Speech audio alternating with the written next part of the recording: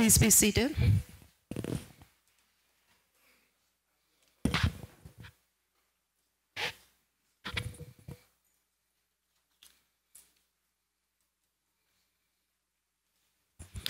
I recognize Honorable Deputy Premier, if he could continue with his response. Thank you, Madam Speaker. Madam Speaker, let me start over on the answer to the question, since I just basically started. In lieu of any monetary compensation from Cayman Airways for the time and service given by board members currently are entitled to the following travel privileges: coach class positive space travel, excluding taxes and fees for the board member, spouse, and children up to the age of 18. Bookings will be in business class when available. If unavailable at the time of booking, there will be eligibility for day of departure upgrades should it become available. Parent benefit consistent with that of industry employees. See Cayman Airways employee parent benefit below. The benefits outlined above are for the duration of service as a member of the board. After this time is passed, retiree benefits will continue for a period of time equivalent to that period served on the board. Those retiree benefits are as follows: unlimited coach space available travel, excluding taxes and fees. 3 positive space passes, excluding taxes and fees, per annum for each retiree, spouse, and children up to the age of 18. Staff, in keeping with airline industry practice and with a view to minimizing wage expense by offering a no-cost incentive to the staff, active and retired staff with 20 years or more service have access to inventory that would otherwise go unsold. As such, they are entitled to receive the following travel benefits from Cayman Airways as part of their remuneration of retirement or retirement package. Coach class space available, standby.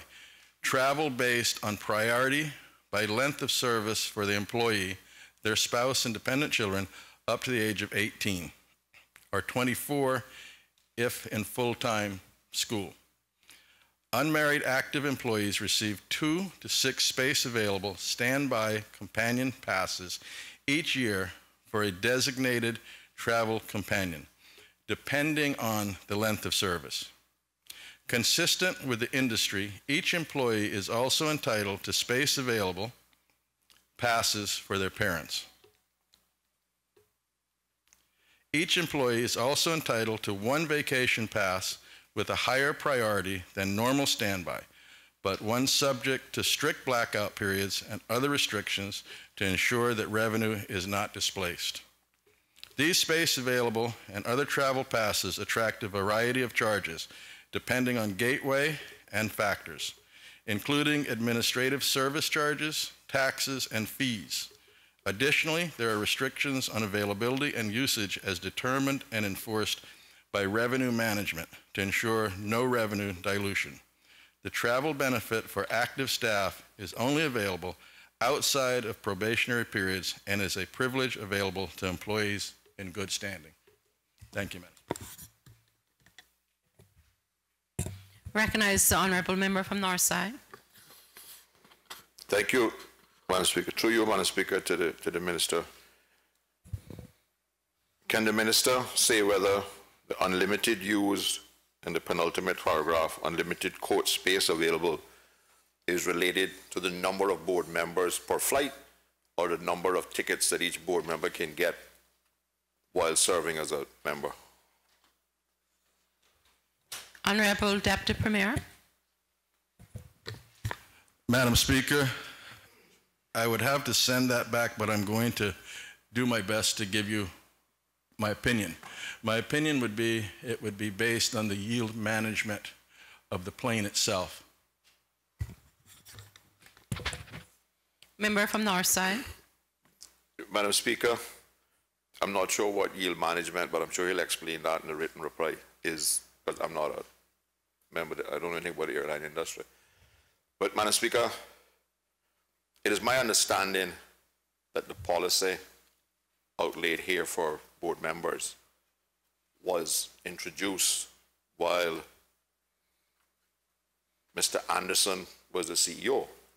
It is also my understanding that it was reversed to the original policy prior to him becoming CEO when it was a lifetime benefit. Can the minister confirm that this is the exact position and it is no longer a lifetime benefit? And how does this policy affect those people who served prior to the introduction, that it would only exist for the period that one sat on the board or that period thereafter? In other words, my understanding is that there are certain board members who served in the 70s, 80s, and 90s that are still enjoying these benefits. And if I read the policy correct, what it says is if you serve for 2 years, you only get it for 2 years after you leave. Honourable Deputy Premier. Thank you, Madam Speaker. Madam Speaker, the answer I have to this question is what has been provided to me. I'm quite happy to go back and ask the question that he has just asked and provide the answer in writing. Member from Northside. Similar question about the staff. Are there any quantities restriction to staff members, or can they get a free ticket every week for the year? Or I noticed that when it comes to the companion passes, and maybe you could explain to the public what a companion pass means, they can only get a maximum of 6. But I wonder if there's a similar limit for employees' travel per year, or if it's just they could get 365 or multiples thereof, depending on which flights they're taking, where they're going. Honourable Deputy Premier. Madam Speaker, my understanding of a companion pass is that you travel with the person that works at Cayman Airways as their companion. The yield management, again, as I understand it, of a plane is done by, you want to maximize the revenue of that plane. And so you have a certain number of seats that you sell at one price, and you have a certain number of seats that you sell at another price, and you have a certain number of seats that you sell at a third or fourth price. And this is dependent on the time of when you're selling the seat of what the prices are, because as you become closer to the flight time, obviously the price of the seat would change depending on what that yield management program says it should do. So I can only assume that the benefit that the honorable member has asked about as far as how many passes are available would be based on the number of seats that yield management would feel they could release to have the employees fly space available on. Next question, Madam Clerk. Okay, I'll allow 2 more. I didn't get your eye before that, sorry. Thank you, Madam Speaker. You gotta give me a little time to assimilate the answer before I decide whether I have a supplementary.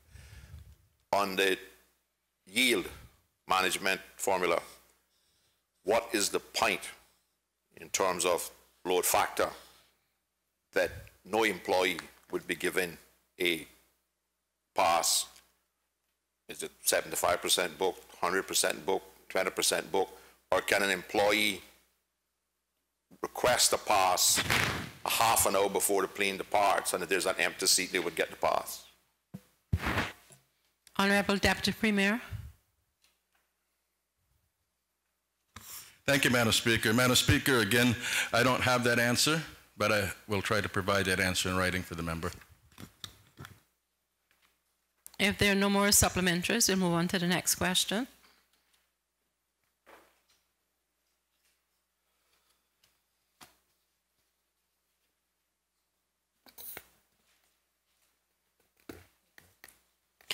They'd like to move from Northside to ask the Honourable Minister responsible for District Administration, Tourism and Transport, question number 8. Honourable Deputy Premier.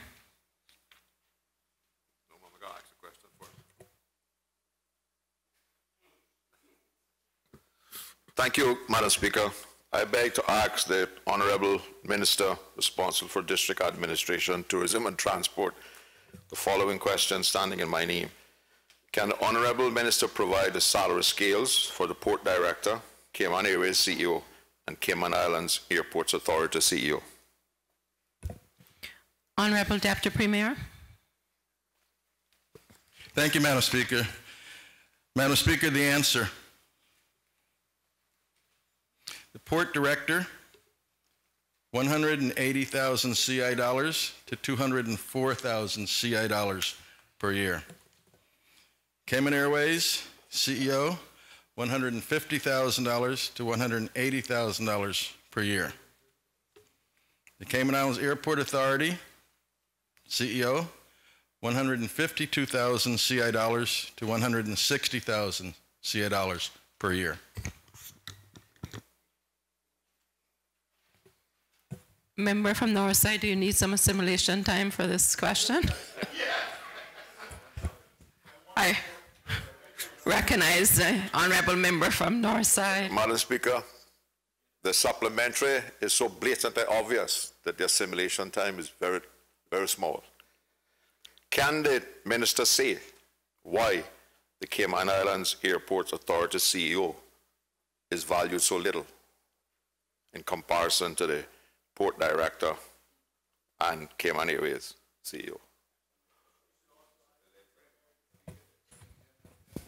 Honourable Deputy Premier. You told us you were going to take care of that, remember? Madam Speaker, I think I'm the one that needs time to simulate. My direct question is, no, I can't tell you why he would be worth less than the other ones. Honourable member from Northside. Madam Speaker, I wonder if the minister could say whether these salaries are based on the volume of assets or income that the person manages, or what criteria has these salaries been prepared on? Honourable Deputy Premier. Thank you, Madam Speaker. Madam Speaker, what I can say about these salaries for the Port Director and the salary for Cayman Airways CEO are those are the salaries that when I was elected that they were at, and how they were arrived at, I'm not sure. I can do my best to try to find the answer and provide it in writing again. Member from Northside.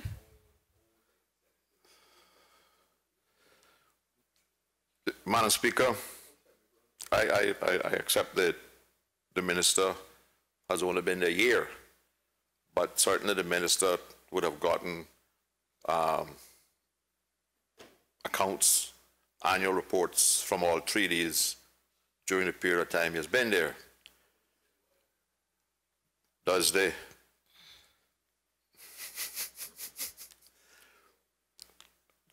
the minister agree, or will the minister give an undertaking that he will determine why the Port Director and Cayman Airways CEO is paid so much more handsomely than the Cayman Islands Airports Authority, and undertake to bring back to this House as soon as possible a review of these salary structures? And the reason I say that, Madam Speaker, because if you look at the annual reports from these, they're not that dissimilar in terms of the asset bases that they manage and the income levels and the numbers of staff that they supervise. Honourable Deputy Premier, unless you as minister or members of staff in your ministry is responsible for setting individual or collective salaries of these authorities, the first part of that question would be speculative, and you can exercise your discretion to answer or not answer, and you may, the second part as to review would be within your ambit of responding. Thank you, Madam Speaker.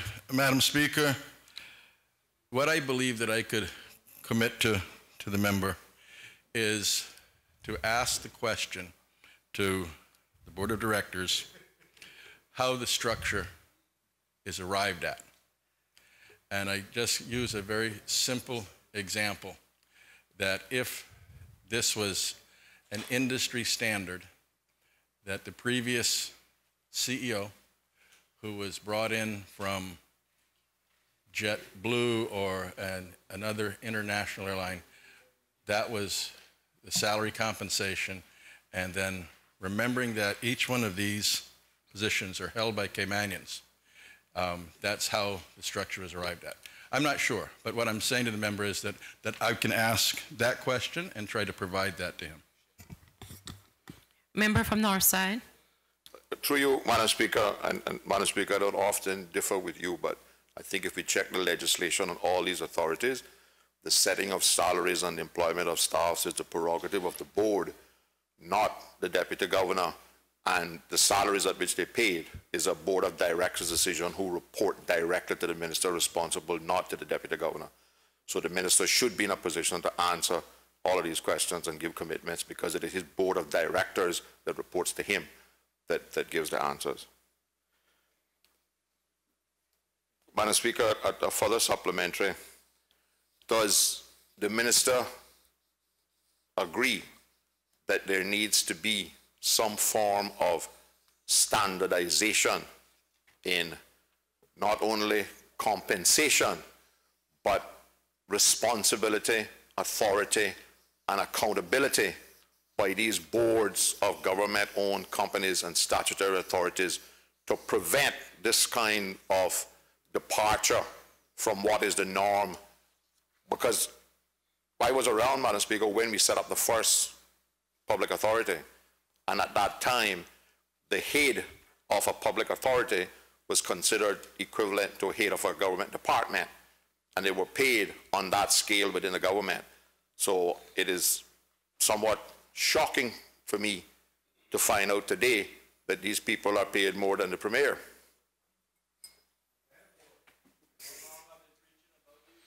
Honorable Deputy Premier.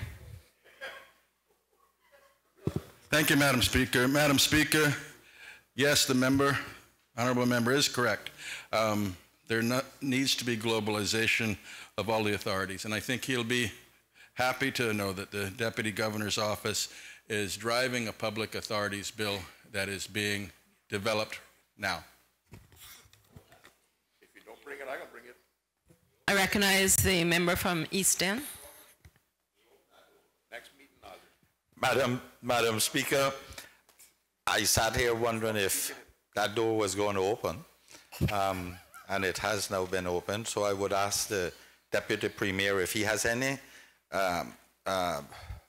particular time, or is there a set time that authorities law will come to this assembly, since it has been around for about 8 years now, or thereabouts? I'll recognize the Honourable Premier for the suspension of 23, 7 and 8 to take question time beyond the hour of 11 a.m. if that's the desire of the House. 23, 7 and 8.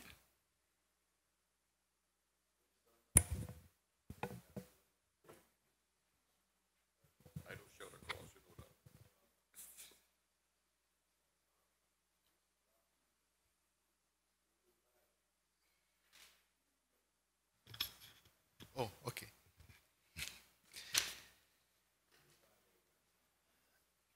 Thank you, Madam Speaker. Madam Speaker, I move the suspension of the relevant standing order that, in order that question time may continue beyond the hour of 11 a.m. The question is that standing order 23, 7 and 8 be suspended to allow question time to continue beyond the hour of 11 a.m. All those in favor, please say aye. Those against, no. The ayes have it. Accordingly, standing order 23, 7 and 8 is hereby suspended. I recognize the Honourable Deputy Premier. Thank you, Madam Speaker. Madam Speaker, I'm going to ask the Deputy Governor if he could answer the question that the member from East End has asked. Honorable Deputy Governor. Good morning, Madam Speaker. Thank you. Madam Speaker, the government gave me a very clear directive to review the statutory authorities bill that had been around for many, many years. As a result of that, a committee was formed, made up of myself, another member from my office, some civil servants, and 2 CEOs of statutory authorities and government-owned companies. After a number of meetings, we have produced a draft bill. That bill has gone to the caucus of the government. They have requested some changes. Those changes are now being made. And the timeline is that within the next week or 2, it will be scheduled for cabinet, and then following cabinet, it will be coming down to the parliament. So we are well in advanced in our preparation, and once we get the bill on the cabinet agenda, I would imagine it will get down here shortly thereafter. Honourable Member from Easton. Thank you, Madam Speaker. Madam Speaker, since the deputy has passed it on to the deputy, I wonder if he can. He explained that a committee was set up, including himself, and then other members from the statutory authorities. I wonder if he can tell us if it wasn't considered to broaden the base of that committee, because all I hear is a fox in a hen house. And shouldn't there have been other people brought in, like members of this legislature, to look at that? Granted, there are people who the government has to look at it, but certainly I expect that we would have broadened that a little bit. I don't know if he will agree with that. I take it, Honourable Deputy Premier, you're still delegating a response to the Deputy Governor. Honourable Deputy Governor. Thank you. Madam Speaker, I don't agree that it's the fox in the hen house. We want to be as consultative as possible. We can't have, in my opinion, a bill to regulate our SAGCs without their participation. We certainly want to know their views on the matter. The bill has not been circulated widely within the SAGCs because we're waiting for government to finalize it. And the members of parliament will have an opportunity to review the bill once it's presented here, and we'll be able to make comments on the bill. But I think the committee that we set up was appropriate and has done its work, and the process is now continuing.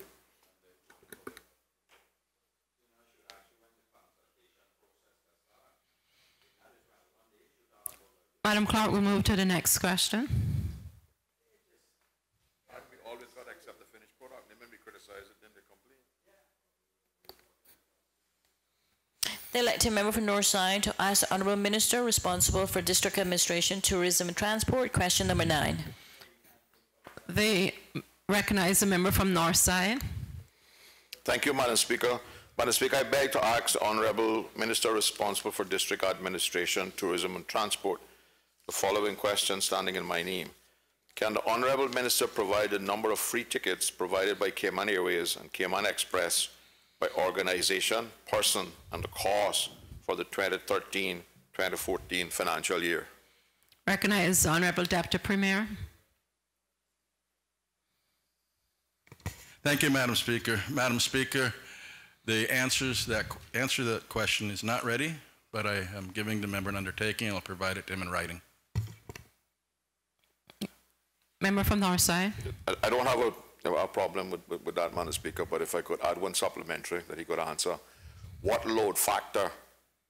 percentage load factor stops the issuing of free tickets by Cayman Airways on flights? To the answer. Honourable Deputy Premier. Thank you, Madam Speaker. I give him that undertaking. I'll add it to the answer. Move on to the next question. The elected member from Northside to ask the Honourable Minister responsible for financial services, commerce and environment. Question number 10. Honourable member from Northside. Thank you, Madam Speaker.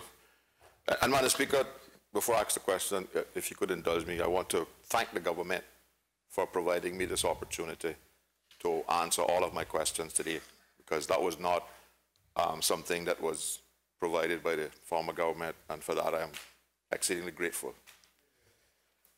I wish to ask the Honourable Minister responsible for Financial Services, Commerce and Environment. Question number 10, standing in our name. Can Honourable Minister provide a progress report on the new spear gun licensing regime and a date when citizens can expect the new regime to be effective? Honourable Minister for Financial Services. Thank you, Madam Speaker. Madam Speaker, as was advised last Friday in this Honourable House, the National Conservation Law only partly came into effect on that day. Therefore, it is not fully in effect, and the Marine Conservation Law has not yet been repealed. Section 22(2) of the National Conservation Law will provide an allowance for the purchase of new and replacement parts for any equipment used to fulfill the purpose of a license under the National Conservation Law. However, this section is not in effect yet. The spear gun licensing regime that exists under the Marine Conservation Law is therefore still in effect. Madam Speaker, careful consideration is needed to resolve how the provisions of the National Conservation Law will work in light of the long-established policy of phasing out the use of spear guns for recreational fishing in Cayman waters. My ministry, in conjunction with the National Conservation Council and the Department of Environment, will conduct a careful review to determine how best to phase in the new spear gun licensing regime, taking account of the existing framework that currently remains in effect. I will endeavour to elaborate further, Madam Speaker. Members may be aware from previous contributions from myself in this Honourable House that shortly after the passage of the Marine Parks Regulations in 1986, the government of the day took a policy decision to phase out spearfishing in the Cayman Islands, as opposed to an outright ban, by prohibiting the importation of any more new spear guns or parts of guns. This was achieved by amending the Marine Conservation Law to prohibit the possession of a spear gun or its use in Cayman's waters unless the person had a license issued by the Marine Conservation Board. That board was empowered in granting licenses to specify whatever conditions they deemed fit. As required under the law, the Marine Conservation Board gazetted spear gun licensing directives in 1986, which detailed the license conditions, which included a condition prohibiting the license holder from importing or causing to be imported any spear gun or component parts. The idea was that as existing spear guns became inoperable, the number of guns in use would gradually reduce to zero. Over time, several amendments have been made to these directives in order to tighten up on the illegal importation of guns and parts. But history has shown that for various reasons, this policy did not work, and today there are still some 405 licensed spear guns, and of course there remains unlicensed spear guns in use as well. Madam Speaker, taking account of these directives and the provisions of the NCL to be brought into force, there is clearly a case to be made for a thorough review of the existing regime and how best to introduce a new regime. Madam Speaker, all of this notwithstanding, there are many reasons why government would wish to approach any decision to move away from the current policy with extreme caution, not least of which is a threat to the tremendous economic assets which large fish on our reefs represent. While large fish are increasingly rare throughout the Caribbean, they represent one of the most important aspects of visitor satisfaction and enjoyment. Protecting Cayman's remaining populations of large fish is therefore of critical importance to our tourism product and to maintaining our position in relation to our regional competitors. Under our current marine park scheme, where the protections currently stop at the 80-foot contour, these large species are not sufficiently protected due to their large home ranges and behavioral traits.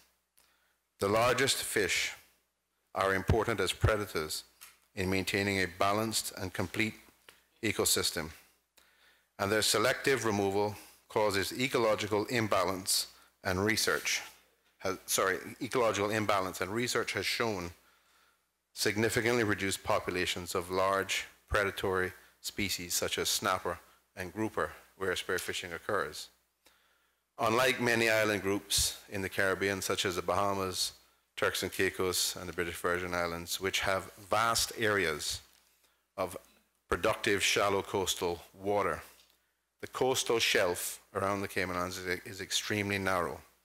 This means that the actual area supporting coral reef fish productivity is extremely limited, and we need to be extremely careful in order to avoid overfishing our resources to the detriment of not only our valuable marine environment, but also our economy and our people.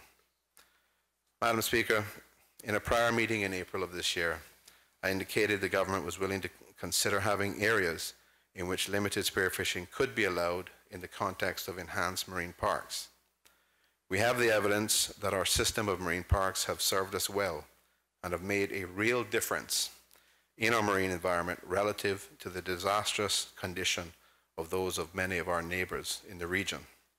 However, we also have the clear empirical evidence that we are still not yet on a path of sustainability, and more work needs to be done and more protections need to be put in place. Failure to do so, Madam Speaker, will rob our country of these valuable assets for the future.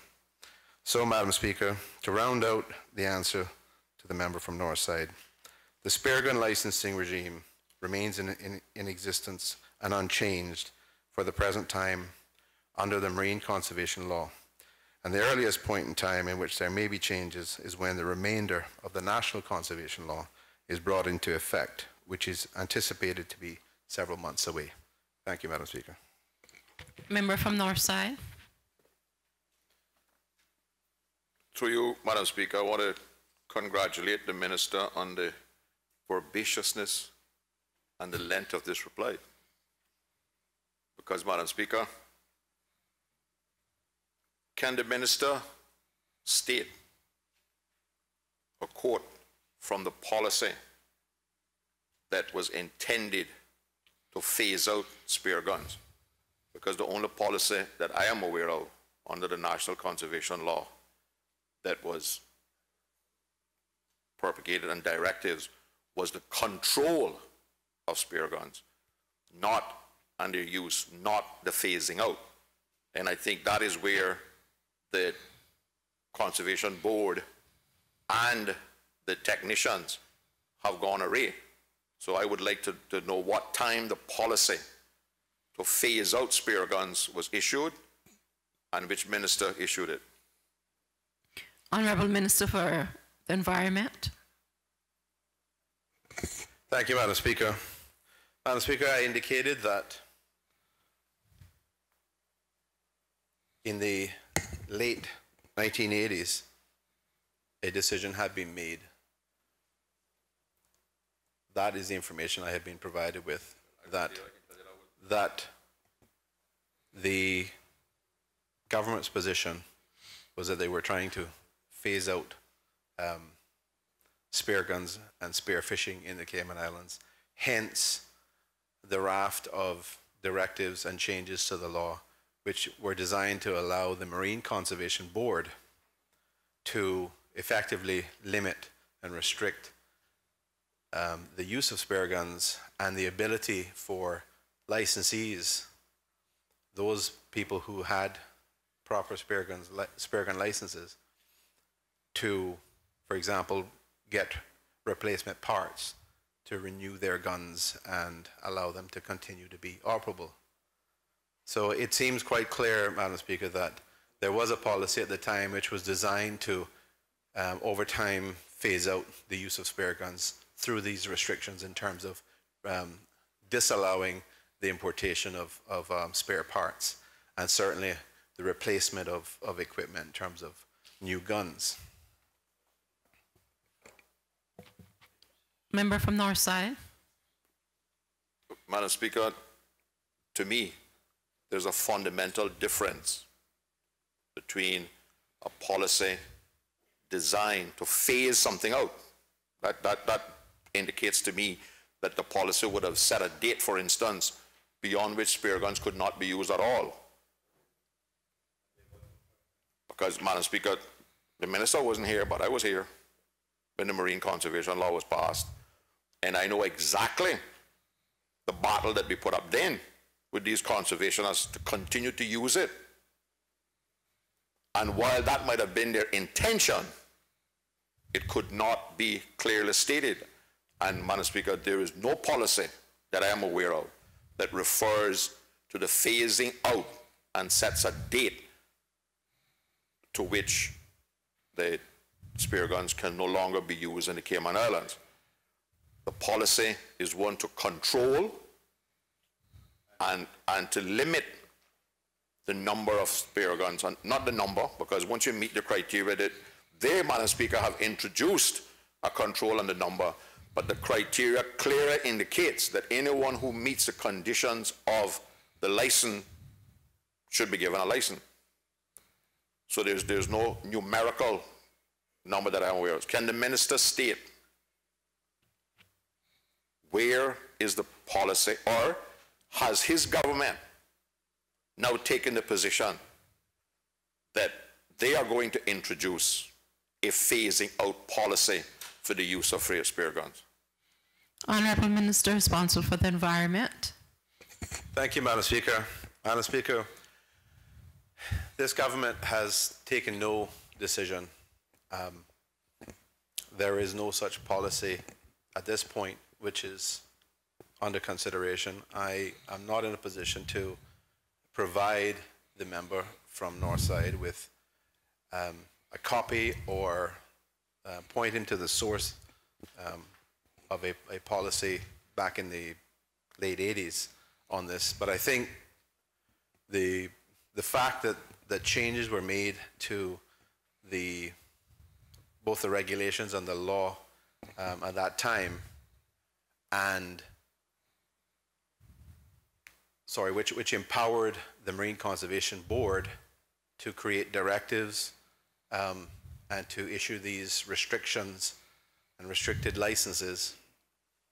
That in and of itself, while there was no date which I have come across which has been expressed as a time period or a date by which it was anticipated that the use of spare guns in the Cayman Islands waters would have ceased, I think the mechanism that was created with these restrictions and the inability to replace the equipment and the inability to get new parts was all designed to, through attrition over time, reduce the numbers of operable spare guns. I can't see any other conclusion from the mechanism and the restrictions and the directives that were put in place. I think that's a fair conclusion. I can't give the member an indication of what exactly, where the policy, whether it was maybe located, whether it was written or not, Madam Speaker. Member from Northside. Madam Speaker, in the answer, the minister indicates that we have not yet reached the point of sustainability, and that the population of reef fish in particular are continuing to decline. Madam Speaker, can the member say why, if spear guns are responsible for the declining in fish, why hasn't the restrictions imposed not led to an increase in the population of reef fish? Honourable Minister responsible for the environment. Thank you, Madam Speaker. Madam Speaker, the marine conservation legislation, the marine parks legislation and the regulations were put in place nearly 30 years ago. The population in the Cayman Islands has substantially increased. The threats to the marine environment has substantially increased. The demands and the extraction from the waters of the Cayman Islands has substantially increased. We have had threats of ocean warming and pollution and a variety of other threats which have developed over time. These things are additional risk factors, additional burdens on the marine environment, which have simply increased over time. It is also a fact that the use of unlicensed or illegal spear guns has persisted as well. They are still finding guns that are unlicensed, and people are still utilizing them. So when I spoke to the point earlier in my response of the policy in terms of what the government needs to consider, what I was saying, Madam Speaker, is that government needs to factor in on this question of how the new spear gun licensing regime may be reflected. It needs to factor all of these things into account to understand potentially where and how we need to create and structure this new policy. Because if we don't do it appropriately, we will lose these assets, and in very short order, Caymanians, young Caymanians in the future won't have these opportunities that we have experienced over the last 30 or 40 years. Member from Northside, and then we'll go to the member from Eastern, unless you wish to give way.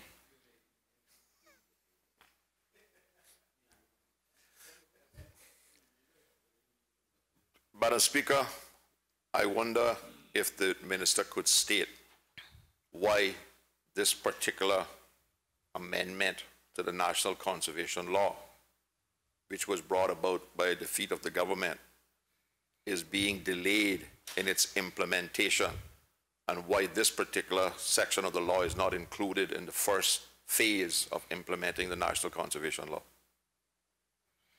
Honourable Minister for the Environment.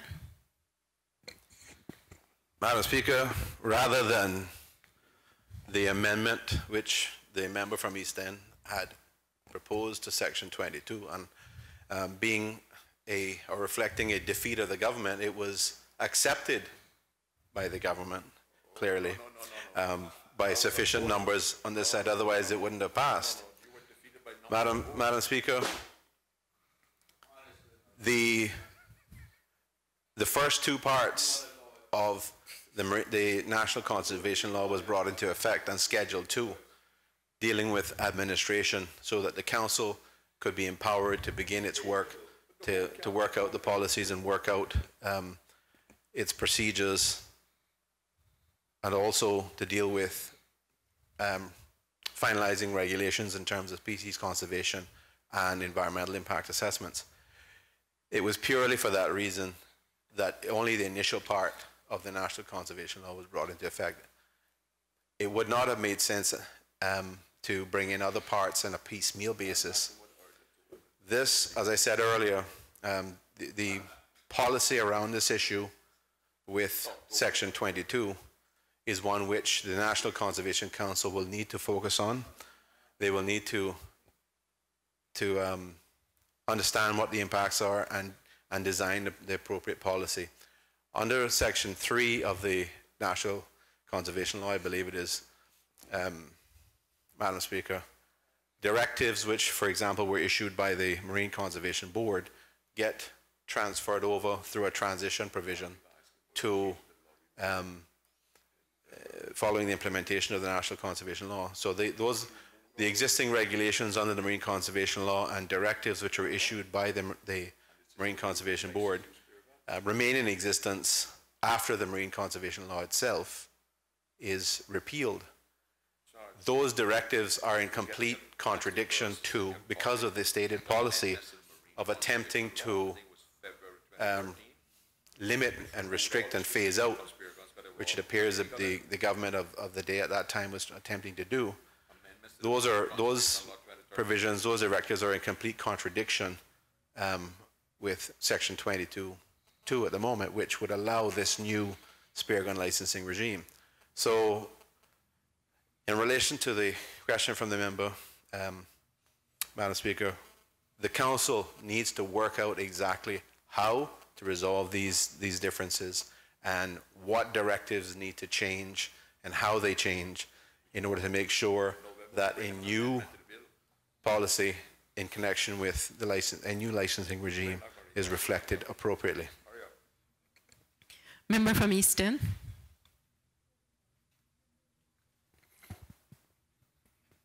Madam Speaker, I just don't understand how the government accepted my amendment to Section 22 when all the ministers voted against it. Or the Parliament, the legislature, thank you very much, not the government. It was foisted upon you. Madam Speaker, the minister has said that the burden on the marine environment has come, and what he explained is human intervention, the major part of that. Now, it was decided a long time ago by the powers that be, and for 13 years, Madam Speaker, you and I have fought this. It was decided by the powers that be, and they recommended here that we put limits which would allow us to achieve our objective of preserving the environment. Now, the minister says that the burden is still too much on the marine. I want to ask the minister, if we got limits on it, which I support, why is it we're not enforcing them? And would that not be better than total prohibition of spear guns and scenes, of the traditional scene and the likes? And then again, another one for you. Honourable Minister for the Environment. Madam Speaker, I agree that enforcement is essential for the effective regulation of the marine environment and protection and preservation of the marine environment.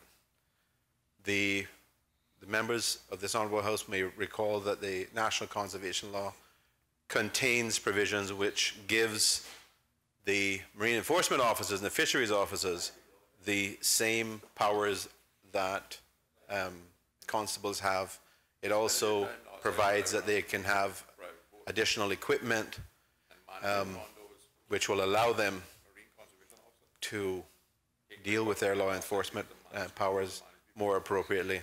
In addition, there are new technologies being introduced, such as a specialized application which will be used on iPads to allow officers to identify precisely where they are in terms of location, precisely where potential offenders are, because these iPads will have built-in GPS systems as well. So if they're parked next to a boat, there can be no argument that the GPS, or that they're outside some marine park when the GPS indicates precisely that they're within the confines and boundaries of the marine parks. So it is certainly appropriate, and I agree with the member from East End, that is essential. We've included provisions in the budget to increase the number of staff members dealing with enforcement. Member from Easton. Madam Speaker, that simply begs the question then, why are we trying to restrict or prohibit spare guns? There are restrictions on the amount of the number and the species that can be taken by spare gun. That is, and size. Why are we, now that that has been established, that is what it takes to control and to enhance our marine environment, and the minister has committed now to put more people on the ground instead of those that drive around the trucks, put more money into it. Why would we want now to, because this report, this answer is so lengthy and has basically tried to justify stopping spare guns. Why would we want now to prohibit spare guns if we are going the other way, which is empower the wardens, which I support, and I think every member here support. Why would we want to prohibit spare guns and the mass catch scene, because that is limited to a specific few, and only a few families did that in this country, and come on, Brack, with the turtle trap. Why would we want to do that if we're going to put more money into the enforcement? Minister for the Environment. Thank you, Madam Speaker. Madam Speaker, I think we have to do, the reality is we have to do a range of things. We have to deal with enforcement. But spearfishing, while it has been identified as one of the significant threats to the reef reef environment and the fish population, that's only one aspect of it. There are other areas that need attention, need enforcement. Seine nets that the member is referring to, Madam Speaker, I think the reality is that those, while there may have been limited use, those sorts of fishing methods are highly effective, just like spearfishing is. Very effective, very selective, and the potential for damage is significant. Seine nets can take out an entire population of a particular school of fish. So that has been an issue, Madam Speaker. Even the state of Florida, which has probably 2,000, close to 2,000, perhaps I'm exaggerating, it might be, I know it's certainly more than 1,000 miles of coastline. The citizens of Florida passed a constitutional amendment to ban certain types of seine and gill nets inshore, near shore, because of the damage that these things present. Madam Speaker, spearfishing is an issue that needs careful thought. It needs a careful policy. All I have been trying to say to the members in response to their questions, Madam Speaker, and certainly in the initial answer, was that this is an issue that requires careful thought because of the implications, because they are very serious. Madam Speaker, a lot of research has been done, a lot of studies have been done in marine reef environments, and a lot of reports have been issued as a result of these studies. There was, for example, a recent publication by a Dr. Jeremy Jackson, which deals with the status and trends of Caribbean coral reefs. And this study was done from 1970 to 2012. It's very detailed, very comprehensive. Some of the conclusions, Madam Speaker, is that overfishing due to spearfishing and fish trap fishing, amongst other things, are significantly responsible for the degradation of the marine environment.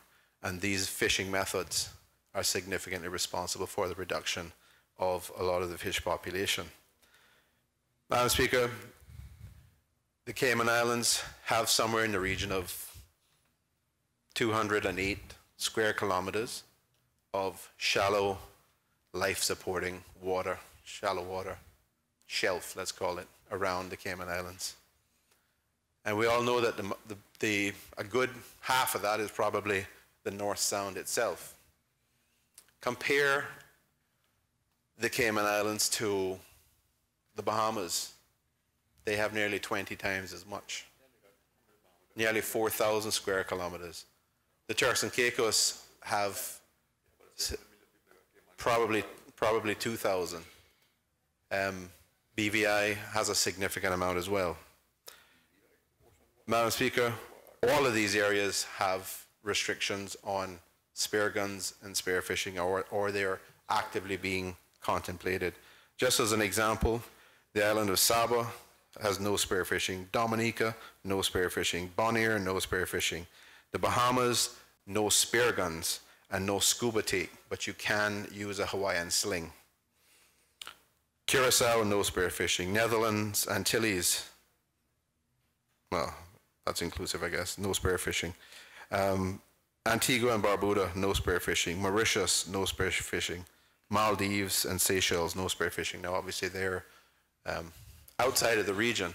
But just as an example of regions and states and countries that have lots of shallow water, have very good marine environments, have significant tourism industry, and are well known for their diving industry, they have taken steps to try to control and limit the impact, the well-known impact, which has been demonstrated by all of these studies of spearfishing.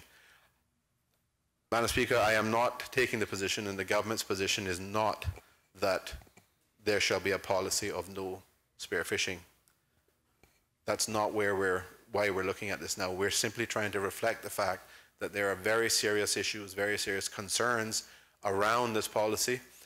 There are conflicts between the original policy and the directives which existed under the Marine Conservation Law, which is to be repealed, but those directives get transferred over, and the provision and the amendment which the member from East End made to Section 22(2) of the National Conservation Law during committee stage. Those are in direct conflict, and we have to work out a way to avoid those conflicts and to reflect an appropriate policy. Thank you, Madam Speaker. Madam Speaker, my last one. The member from Easton, and then the final one from the member from Northside. Madam Speaker, I want this minister to know, this House to know, this country to know, that I support the conservation efforts, particularly in the marine environment. That's where I grew up in. That's what I grew up in. I continue to be an avid fisherman, like many of us in here. But certainly, one of our biggest problems in this country is that we continue to legislate from a moral perspective, hoping that everyone will do it. There are many in this country and in my constituency, and certainly the member from Northside's constituencies, who respect the conservation efforts. But then, Madam Speaker, there are many who come to our country and destroy our marine environment at night for subsistence. They live 10, 12 in one room, and then they use the company they work for, their resources, such as their boats, and go out at night. What I'm trying to say, Madam Speaker, is I want the minister to tell us what efforts have been made, and when will we see additional, what's it called, enforcement by officers that are capable, not officers that wear their heart on the sleeve and share in the bounties.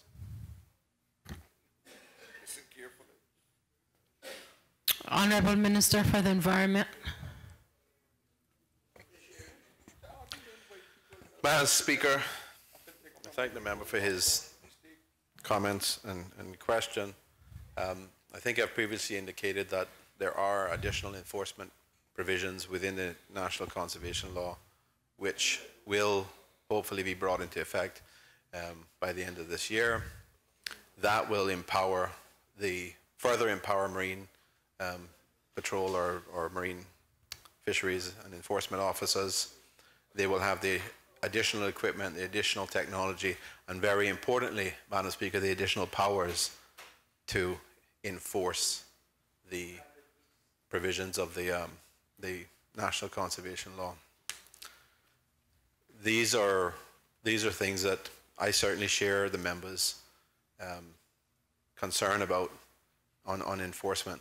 I agree it is essential to have this done and get this in place as soon as possible.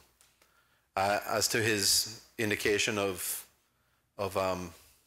enforcement officers who are participating in some way, I'm afraid I can't speak to that. I'm not aware of anything. Member from Northside, and I did get a indication from the third elected member from West Bay to ask one, and as he did not ask on the floor, and I will allow him to ask one after you. Through you, Madam Speaker, can the minister state why all of the considerations about a new spear gun regime are negatively oriented? And is he aware, having conformed to this House today, that the regulations for spear guns under the old marine conservation law remain in place until the new conservation law comes into effect, that there were changes made to those regulations in 2013 because it was discovered that in many respects the board had acted outside its remit in putting those regulations in place? Honourable Minister for the Environment.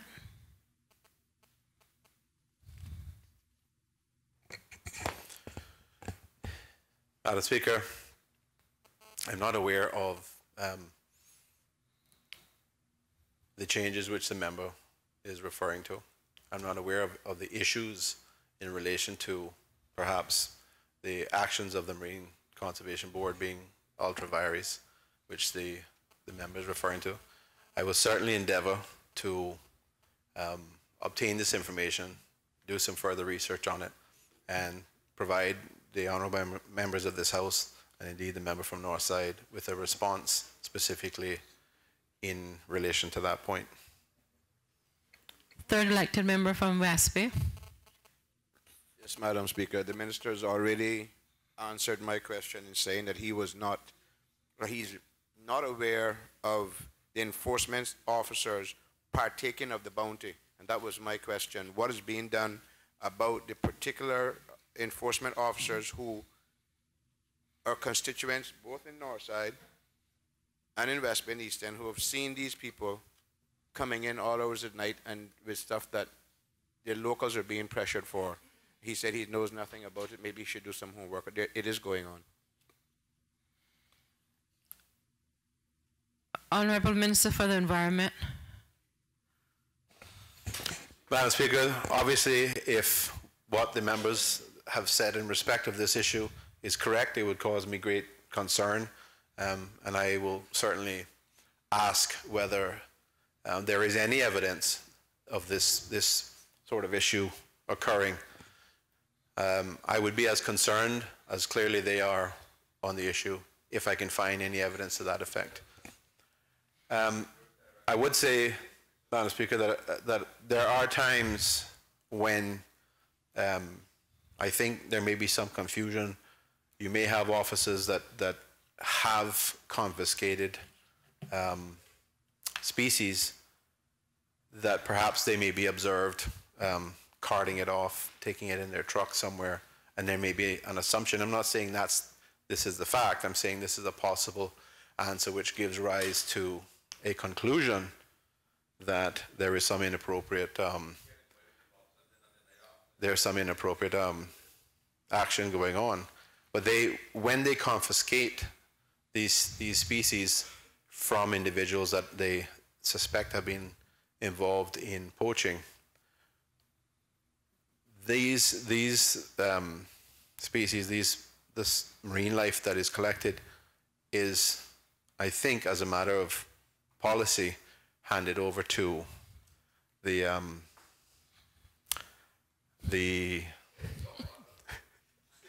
pines. Sorry, Madam Speaker, handed over to the pines. But I don't know. I will say, I would, as I've said before, I would certainly be very concerned if it is otherwise, and I will certainly make some inquiries and try to get to the bottom of that for the sake of clarity. Thank you, Madam Speaker. Next question, please.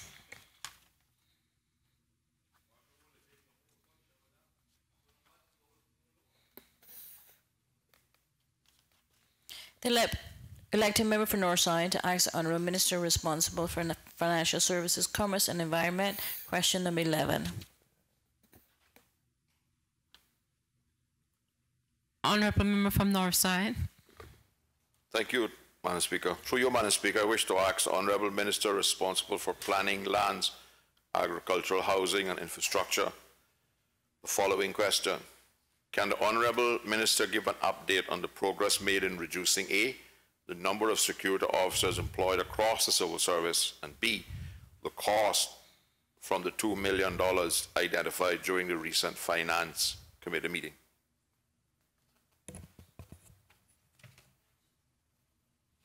Are you on question 11 or 12, member from Northside?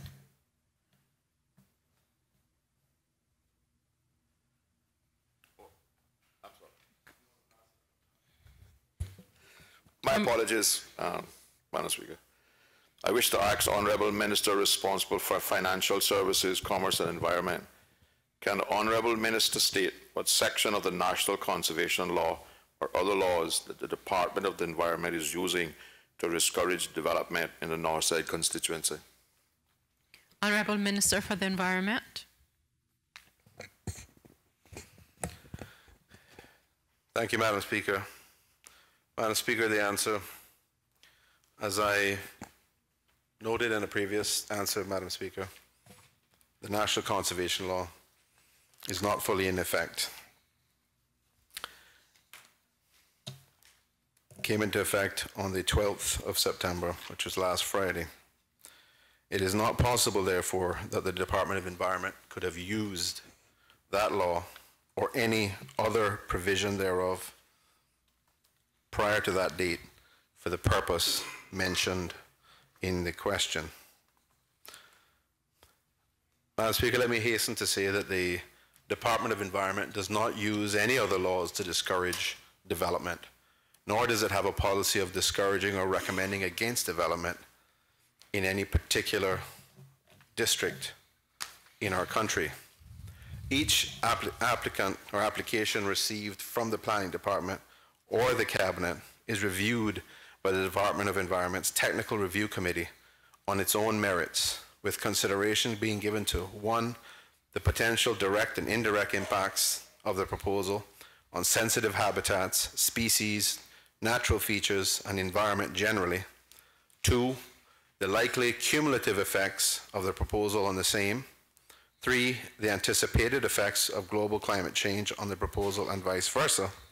And 4, the requirement for the application to be subjected to a comprehensive environmental impact assessment due to its size, location, and/or complexity. In carrying out its reviews, Madam Speaker, DOE utilizes the government's geographical information system, layers and tools, including recent and historical aerial imagery, as well as GIS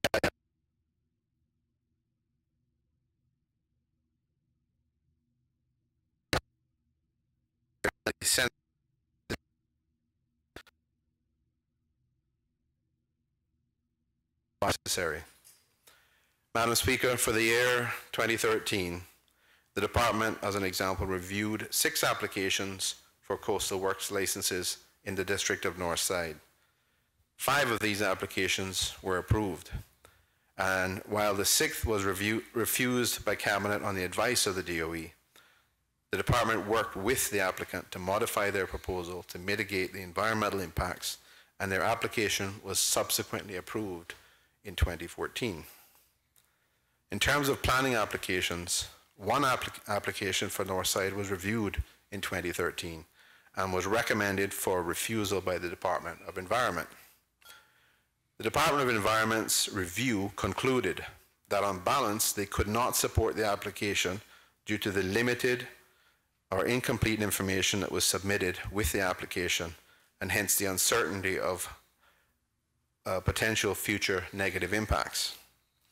A similar position was also taken by the Water Authority and the National Roads Authority, as both of these agencies had questions that were unanswered by the material submitted by the applicant.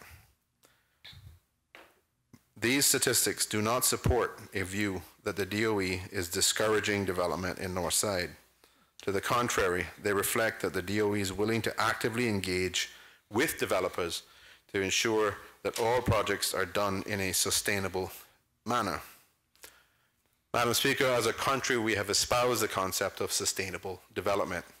The principles of sustainable development require that the environmental impacts of development are equally or considered equally alongside social and economic impacts. And the Department of Environment's role is to provide decision makers with information on those environmental impacts. Members of this Honourable House will recall these or those principles as being at the core of the framework of the National Conservation Law, which every member voted for on its third and final reading. It is also important for me to stress the fact, Madam Speaker, that the Department of Environment is an advisory body on issues relating to development. It is not a decision-making body. Thank you, Madam Speaker. Member from Northside, if there are no supplementaries. Member from Northside, please proceed. Madam Speaker, I am not aware of the development identified in the Minister's answer that the DOE, the NRA, and the Water Authority recommended against. But is the Minister aware that the DOE, on consideration of the sale of property by a constituent of mine to facilitate CUC in the development of its solar field, I'll use for want of a better word, made the following written statement to one Adiane's logo, and I quote, "The DOE note that the proposed area of land of the proposed facility, Block 45A, Parcel 1112, and Block 49A, Parcel 30, are currently undisturbed natural areas, see Figure 1, habitat map. These areas indicated are mainly covered by seasonal flooded mangrove forest, dry forest, and woodland, which are known to provide ecologically important habitats and ecosystems. Given that there are existing man-modified areas of land around the island, even in the vicinity of the currently proposed location, the DOE would advise against the clearing of ecological valuable land that currently remains in its natural state. The route for the access road, as indicated in the attachment on your Friday email, 6th of June, is located across a tract of privately owned land. The reliance on access via this route would rely on the permission of the land owner or the acquisition of this area." Now here we are, Madam Speaker, which is why... Member, can you please supply a copy once you finish referring to it? Yes, Madam Speaker.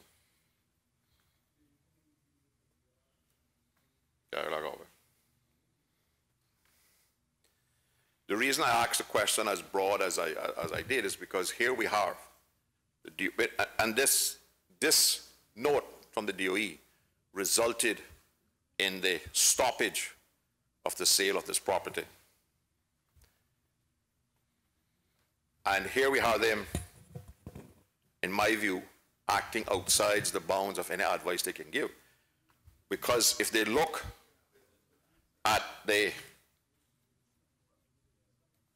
topography maps that indicates height above sea level, which is attached in the document that I just gave you, Madam Speaker, which the DOE would have, should have, and could have had access to prior to making those comments, you will see that none of the land, none of it is negative or even equal to sea level. None of it is below sea level. None of it is at 0 feet compared to sea level.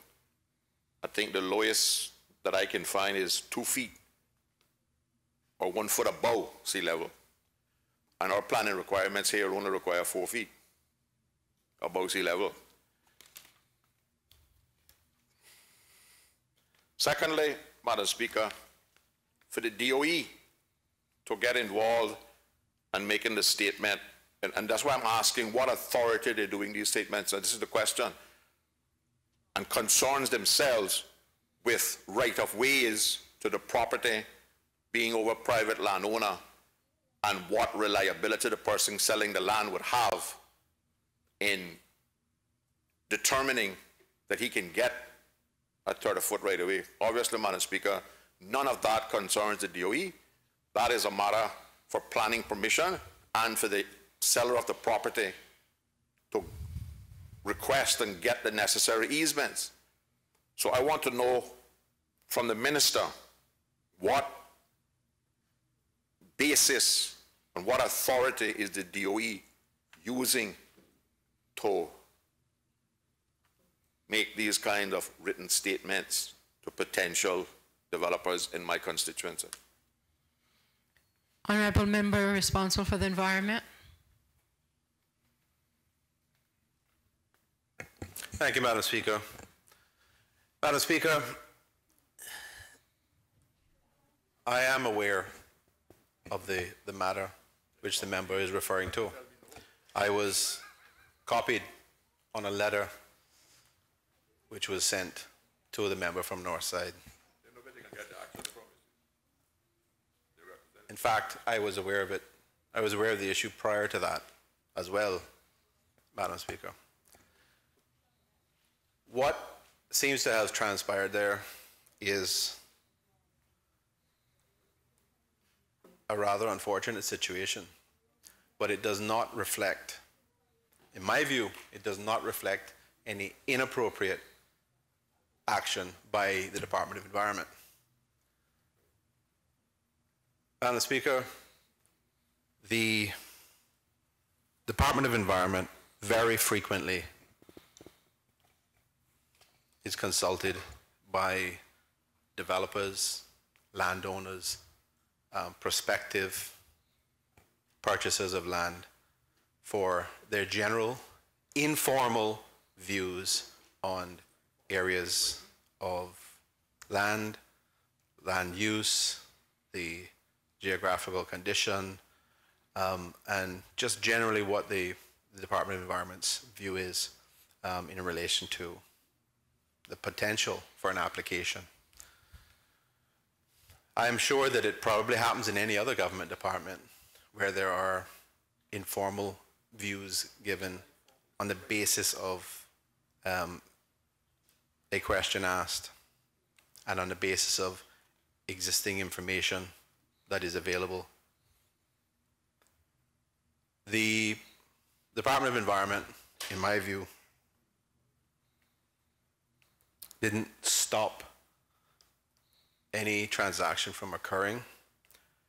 Based on the documentation that I've seen, based on the letter and the emails that were attached, Madam Speaker, there was a negotiation, there was a discussion. It's not possible to tell from the emails specifically at what stage it was at, but certainly it appears that there was a negotiation or discussion going on between the realtor representing the potential purchaser and the realtor representing the landowner. And the realtor representing the potential purchaser made contact with the DOE and asked generally and informally what their view was in relation to the potential use of this particular parcel of land or area of land. I think it was more than one parcel, 3 if I recall correctly. What their view was generally on the use of this land for this purpose. And the Department of Environment is clearly, they're an advocate for the environment. They're going to indicate whether they think, you know, it's appropriate. They're going to express an opinion on it, but they're not a decision maker. They only ever advise. They advise government, they advise the planning authority, central planning authority. They advise anybody who contacts them and asks for an informal view. And in terms of their formal views, those go through the planning authority, those go through the water authority, they go through the NRA. When applications are, and detailed applications in relation to a substantive process are provided to the Department of Environment. And certainly before or in the absence of any specific substantive application, their views are purely informal. The member read the email, and I agree that it was accurately reflected, that came from the Department of Environment. What they were simply saying there was, and I'm not well, but let me just say, what they were simply saying there was a significant amount of this land, and I think it's somewhere around 70%, remains in an untouched sort of virgin state, has never been cleared, has never been planted. Now, there are other areas of this land that has been cultivated clearly, and I know the member, the letter which was sent to the member articulated that as well. So the Department of Environment was simply saying, in relation to the land that hasn't been cleared, that land, it would be unfortunate to have that cleared in such a large extent to put in a solar field, a solar farm. I think if you look at the map in terms of the question about whether some of this land is seasonally flooded or low-lying, if you look at the aerial photographs, and I have seen those, the land, a part of the land, certainly the southern extent of the land, has lakes. It has water visible from the photographs, the aerial photographs, with the boundaries overlaid. So while I appreciate the concern, Madam Speaker, which the member has, I appreciate the concern which the individual landowner has, which was conveyed to the member in this letter and copied to myself. I'm not sure that the Department of Environment is at fault in stopping anything here. It appears to me that after listening to or reviewing the email from the Department of Environment, the agent, the realtor acting for the potential purchaser, used that information not to end the transaction, but effectively to say to the seller or the seller's agent, you need to discount the offering price. So it appears that they tried to utilize it as leverage. Now I assume, given that we're here talking about this, the transaction went no further. But I understand the concerns expressed, and I will certainly discuss it with the Department of Environment to see whether any changes may be appropriate.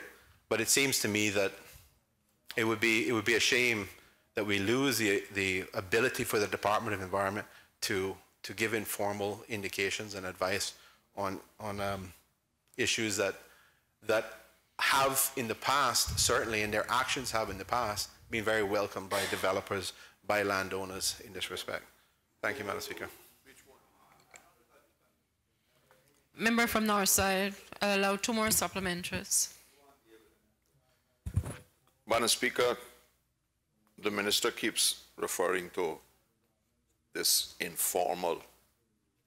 Madam Speaker, I don't think it can get much more formal put in writing, you know. And I quote again from the email from the Department of the Environment. Given that there are existing man-modified areas of land around the island, even in the vicinity of the currently proposed location, the DOE would advise against the clearing of ecological valuable land that currently remains in its natural state. And the question that I'm trying to get answered, what legal authority is the DOE making this statement? Because, Madam Speaker, my indulgence for 3 minutes. The landowners in this area, you see, Madam Speaker, have been inundated by this Department of the Environment, National Trust, and other conservationists in this country. They have tried everything they can for the last 15 years to sterilize this land and make it valueless so they can get it for nothing from the people that I represent. Can you, at some stage fairly soon, turn that into a question, member from Northside? The question is, what legal authority is the DOE using to make these statements that directly affect the development potential in Northside, particularly in these sensitive areas as they like to describe them? Honourable Minister for the Environment. Thank you, Madam Speaker. Madam Speaker, I think I have answered previously that these sorts of, first of all, the Department of Environment is not a decision maker. It interacts with the public, it gives advice to government, it gives advice to the Central Planning Authority in relation to specific applications. Any advice which it gives in an informal way, whether it's in writing, whether it's on the telephone, whether it's by hand signals,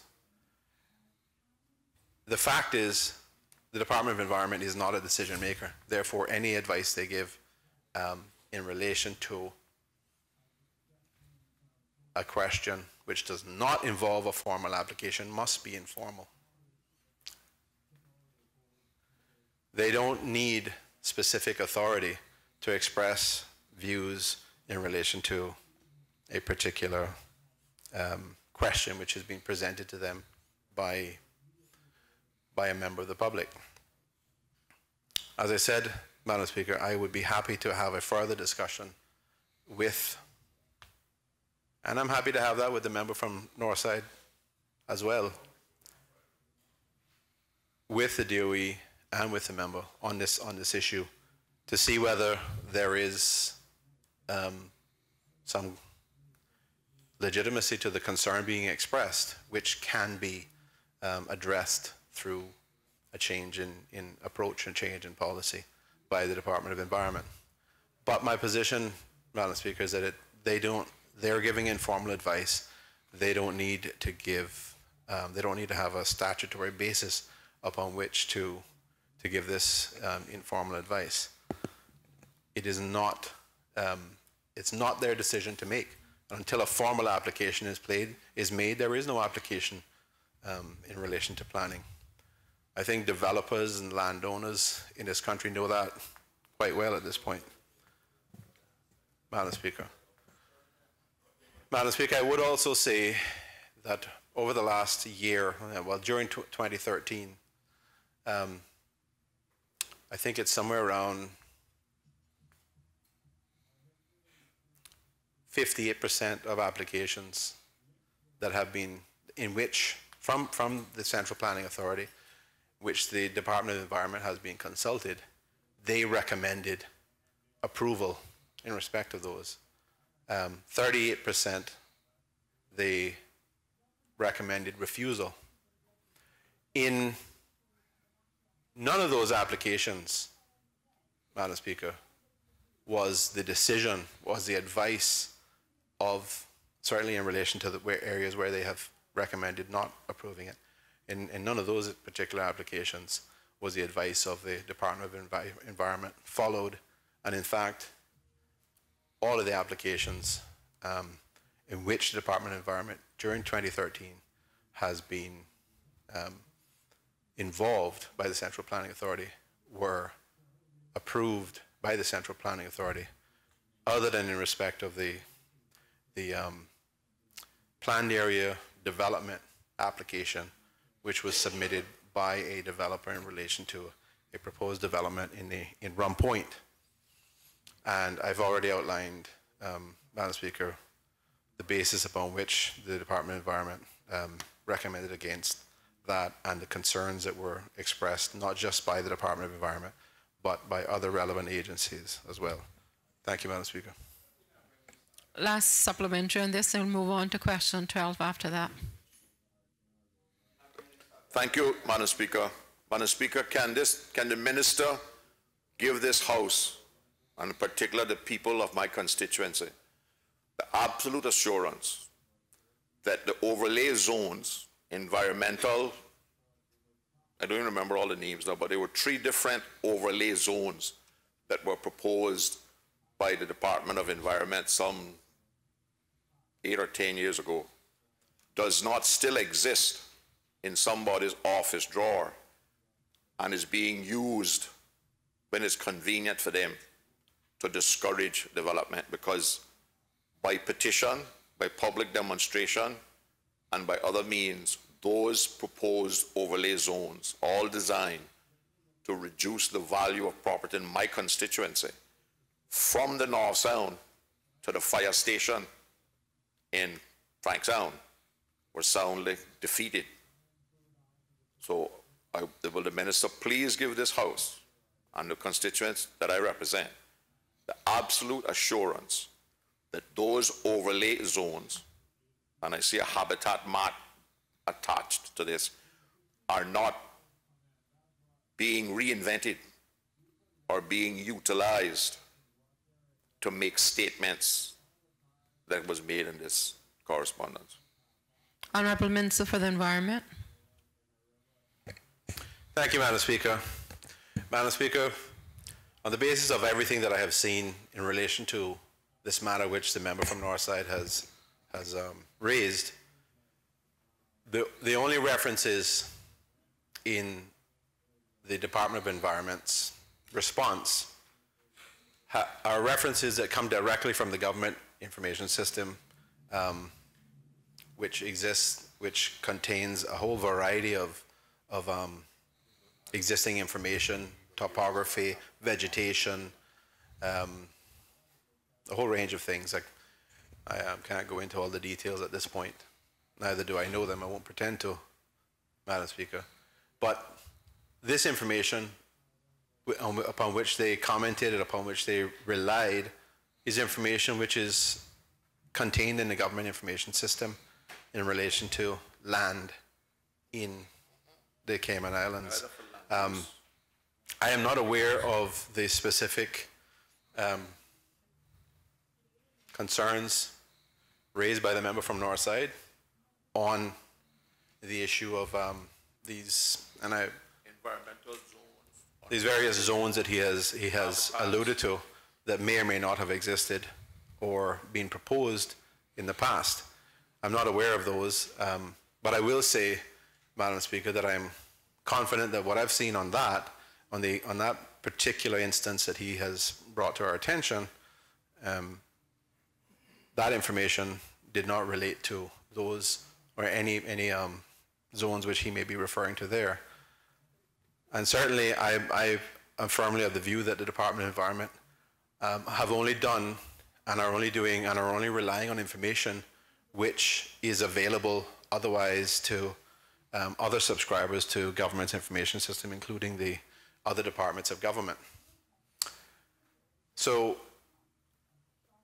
I would say, Madam Speaker, that they are acting properly and not outside the bounds of any authority which they may have in relation to this issue.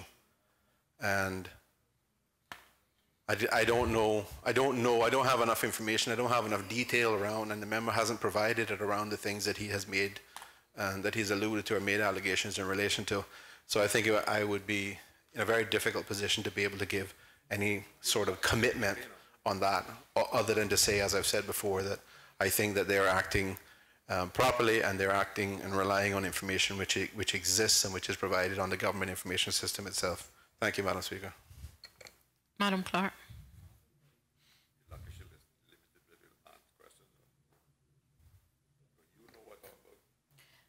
The elected member for Northside to ask the Honourable Minister responsible for planning, land, agriculture, housing and infrastructure. Question number 12. Member from Northside. Thank you, Madam Speaker. Madam Speaker, I wish to ask the Honourable Minister responsible for planning, land, agricultural, housing and infrastructure. Can the Honourable Minister give an update on the progress made in reducing A, the number of security officers employed across the civil service, and B, the cost from the $2 million identified during the recent Finance Committee meeting? Honourable Minister for Planning.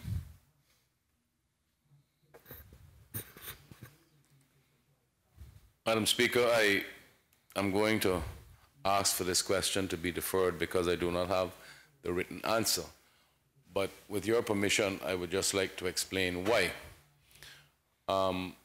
And members will recall the discussion in Finance Committee and the concern that was raised regarding the level of expenditure for security officers in various government structures. Unfortunately, while my ministry has as one of its subjects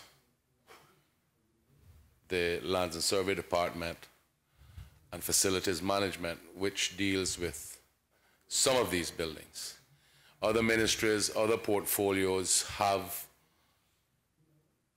their own policies. So there is no overarching policies, but there are discussions that are going on between the Honourable Deputy Governor and myself, and as soon as we are able to develop an overarching policy, which, by the way, just want to let the member from Northside know that I agree with,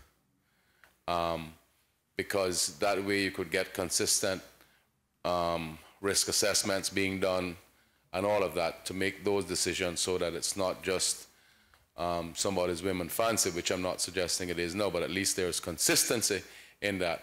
So we will be having that discussion, and we will be developing it, and certainly if we can get to the point where by way of those risk assessments that the requirements are not as they are now, then certainly that will bring the numbers down. I do have the answer for my own sections that I'm responsible for, but that would not give you a complete picture. So I would ask for it to be deferred, and I will respond in writing as soon as we're able to concretize the thoughts that I just expressed. Honourable Minister, you may defer your answer by virtue of Standing Order 23.5. If I could ask you to get the leave of the House, which allows you to defer it. Madam Speaker, what I really would want to do is to provide the answer in writing. So in doing so, if I need the leave of the House, I hope I don't have to bow too low to beg for the leave of the House to allow me to answer the question in writing, and I hope that satisfies the member from Northside. Thank you. The question is that Standing Order 23, 5, and 8, by virtue of those, the minister would be allowed to respond in writing. All those in favour, please say aye. Aye. Those against, no. The ayes have it. Accordingly, the minister has been given the leave of the House to respond in writing. Next question, please. The elected member for Northside to ask the Honourable Minister responsible for Education, Employment and Gender Affairs. Question number 13. Member from Northside. Thank you, Madam Speaker. Madam Speaker, I beg to ask the Honourable Minister responsible for Education, Employment and Gender Affairs. Can the Honourable Minister state what is the policy regarding the involvement of principals in administrative and/or operational decisions involving their schools? Honorable Minister responsible for education. Thank you, Madam Speaker. The answer. The main focus of the work of a school principal is to lead and manage the school under the direction of the Department of Education Services and the Ministry of Education. This is clearly established in the job description. I have been advised, Madam Speaker, that the standard job description contains the following description. The principal is responsible for providing professional leadership and management for the school and for establishing the values and aims to ensure a high-quality education for all students. The principal must establish a culture within the school which promotes excellence, equality, and high expectations, and this can only be achieved by effectively managing, teaching, and learning in order to improve standards of learning and achievement. The principal is the leading professional in the school, working with staff, students, parents, and the wider community. The principal must provide vision, leadership, and direction for the school and ensure that it is managed and organized to meet its aims and targets. The principal, working with others, is responsible for evaluating the school's performance to identify priorities for continuous improvement and the raising of standards, for developing policies and practices, and for ensuring that resources are effectively and efficiently used to achieve the school's aims and objectives. The principal must also involve the wider community in the life of the school by developing and maintaining effective networks with, for example, other schools, the education department, the schools inspectorate, higher education institutions, employers, career services, and other individuals and agencies. The principal plays a key role in contributing to the ongoing development educational system as a whole and working with others to raise standards locally. Madam Speaker, there are 4 key accountabilities for school principals: strategic direction and development of the school, raising achievement through improved teaching and learning, working strategically with stakeholders, effective and efficient management of staff and resources. In practical terms, Madam Speaker, a principal is responsible for the day-to-day management of the school with particular emphasis on guiding, teaching, and learning. The management and administrative responsibilities include the following. Principals have financial delegation for local purchasing of resources and prepare and approve orders for all overseas purchases for their schools. Principals are responsible for shortlisting staff and sit on interview panels to select teaching staff. Within their allocated staffing, principals decide how to use and align staff in line with guidance on class sizes and similar policy directives. Principals manage their school staff and are responsible for the performance management of school staff. Principals lead teaching and learning in their schools in line with the national curriculum and the curriculum guidance from the Ministry of Education. Principals are the first line in the resolution of complaints regarding their schools. Thank you. Member from Northside. Madam Speaker, I wonder if the minister could say why the involvement of the principals in determining what the resources for the school, resource requirements for the school, both financial and staff and our capital, is so glaringly missing from their responsibilities. Because I noticed from the answer that they're only involved in the effective and efficient management of staff and resources provided. They do not appear to have any opportunity to determine what those resources should be. Honourable Minister for Education. Thank you, Madam Speaker.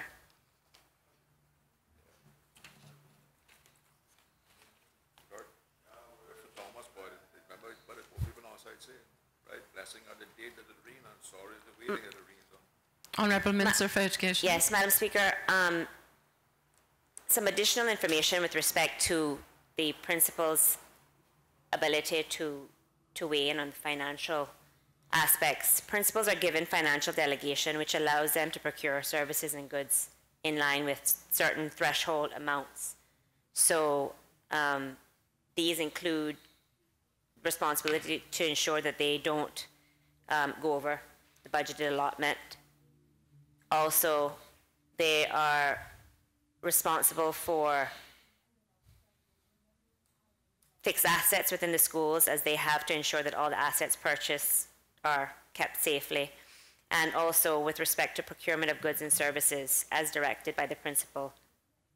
So there is some level of financial authority that is given to principals on a school-by-school basis. If there's any additional information, I would have to provide that in writing, Madam Speaker. Member from Northside. Madam Speaker, I accept that from the Minister. The difficulty I have is that nowhere is it indicated that the principal is involved or consulted by those people determining what the resources for that particular school should be. And I believe, Madam Speaker, we were told they have some kind of equitable formula that they use independent of the Speaker. All that the answer provides is the limitations on the utilization, the efficiency, and the effectiveness management of resources that somebody else decides the school needs. What I'm looking for, and while I'm aware that it doesn't now exist, will the Minister commit that in the preparation of the budget for 2015-16, the principal, well, all principals, but in particular for me, the principal of the Aidan Moyle Primary School will be involved, and I think all primary school principals should be, Madam Speaker, will be involved in the process of determining what level of resources the school needs. Honourable Minister for Education.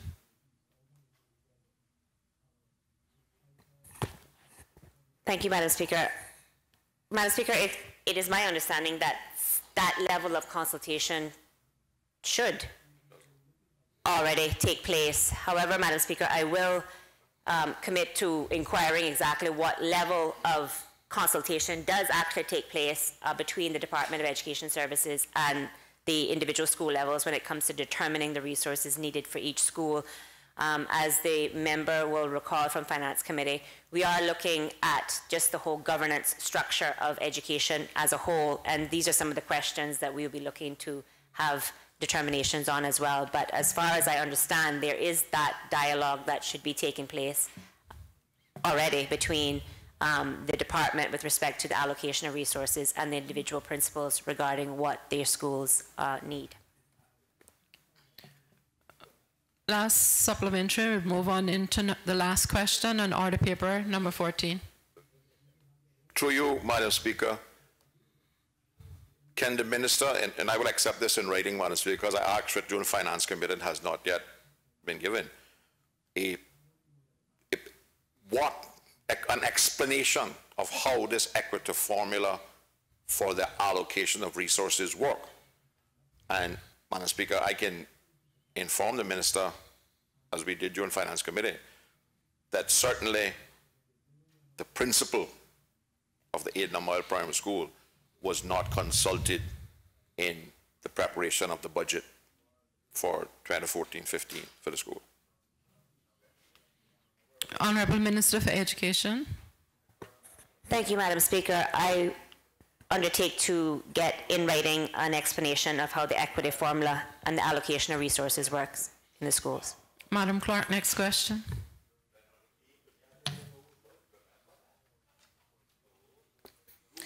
The elected member for Northside to ask the Honourable Minister responsible for Education, Employment and Gender Affairs. Question number 14. Member from Northside. Through you, Madam Speaker, I wish to ask the Honourable Minister responsible for Education, Employment and Gender Affairs, can the Honourable Minister state what progress has been made in establishing a minimum wage for the Cayman Islands, and what is the target date for the implementation of a minimum wage? Honourable Minister responsible for Labour. Thank you, Madam Speaker. The answer. As per Section 21 of the Labour Law 2011 revision, Cabinet established the Minimum Wage Advisory Committee to carry out the necessary research and to recommend a minimum wage or wages for the Cayman Islands. The Minimum Wage Advisory Committee is made up of 12 members with equal representation of employers, employees, and independent members, and is supported by 7 ex officio members from the civil service. The Minimum Wage Advisory Committee has met a total of 14 times between the 3rd of June and the 10th of September 2014.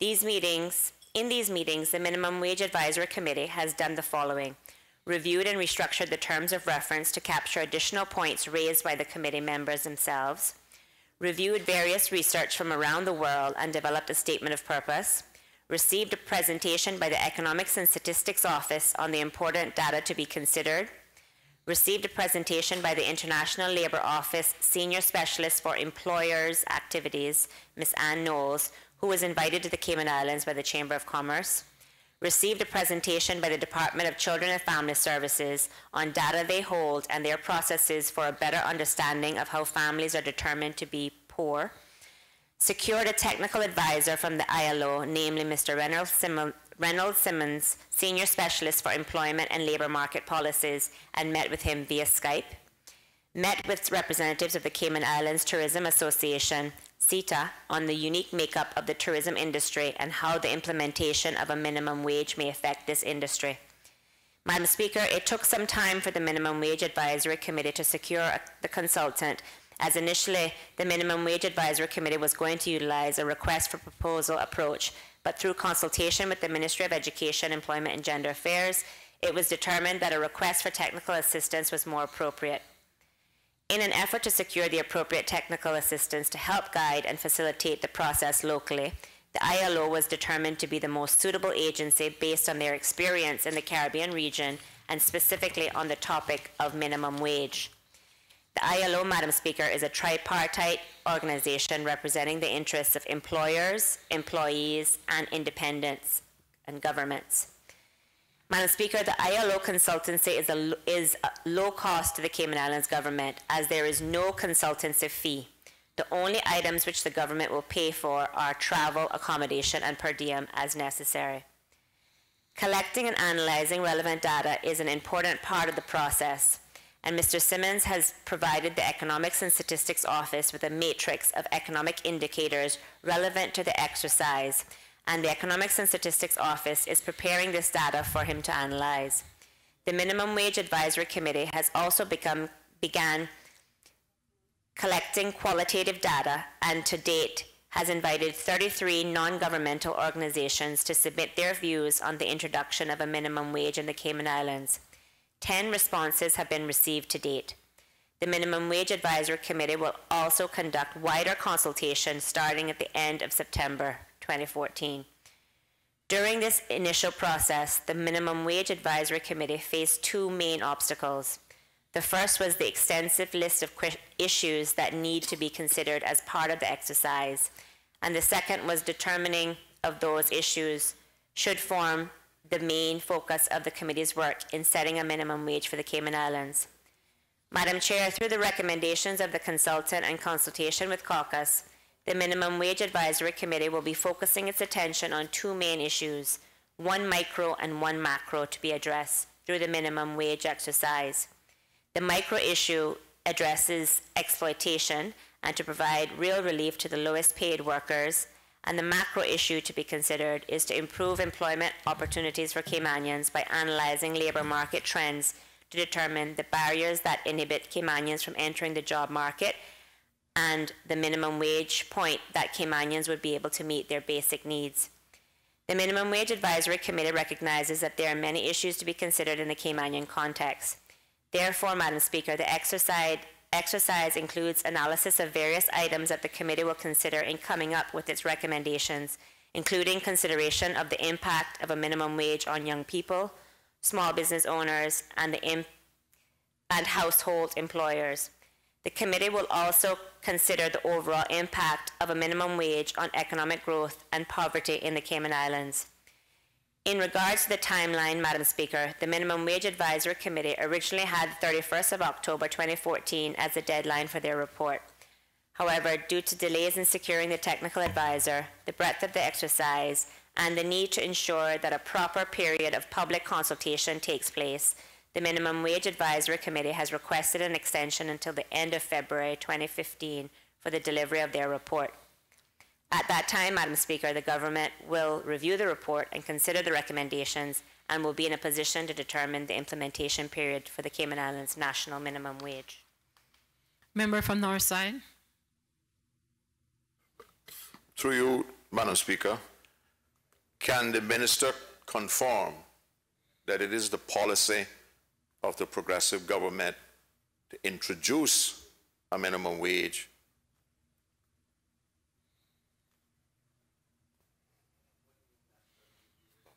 Honorable Minister for Labour. Madam Speaker, as the member would know, the members of the progressive government, i.e. the members of the Progressives, campaigned very heavily on the introduction of a national minimum wage. And as such, the intention is to have this exercise done in order to inform the Progressives-led government as to what the appropriate minimum wage should be with respect to the introduction of such. Member from Northside. Madam Speaker, if this terms of reference of the committee is that the progressive government intends to introduce a minimum wage, and as I understood when we debated this matter, the committee was being set up to establish what the minimum wage was going to be. How has the terms of reference of the committee widened beyond determining what an appropriate minimum wage would be? Honourable Minister for Labour. Madam Speaker, that question in itself is what the terms of reference provided and further refined by the committee aims to address. What is that appropriate minimum wage? And in determining that appropriate minimum wage, there are a number of factors, many of which I discussed during the contribution on behalf of the government during the motion that the Honourable Member from Northside brought in February.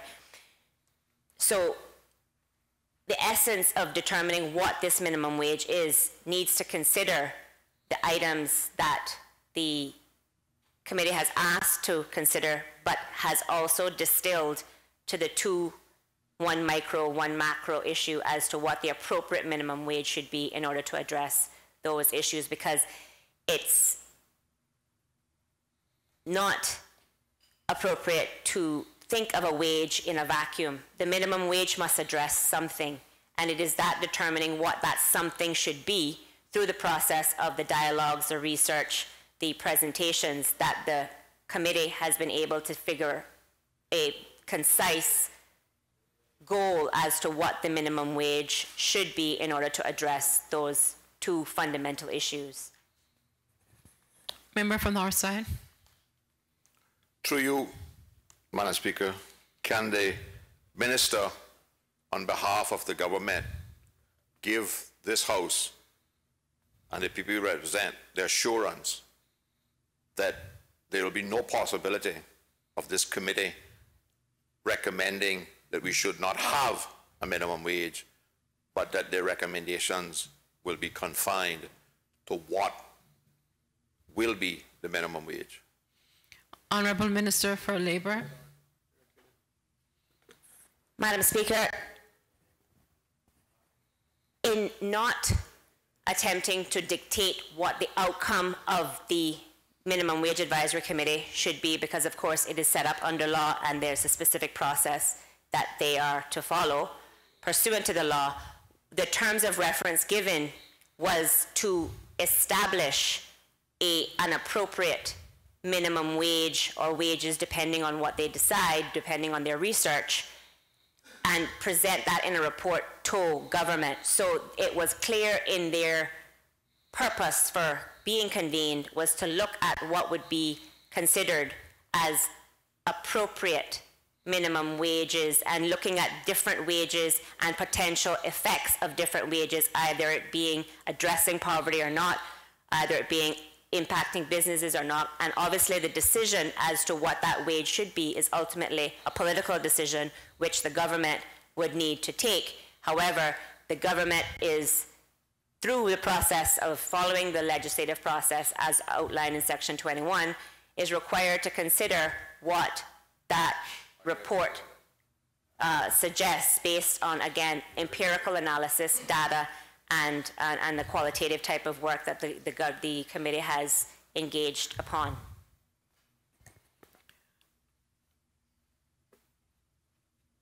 I'll allow one more supplementary member from Northside, and then we'll move to item 4 on the agenda.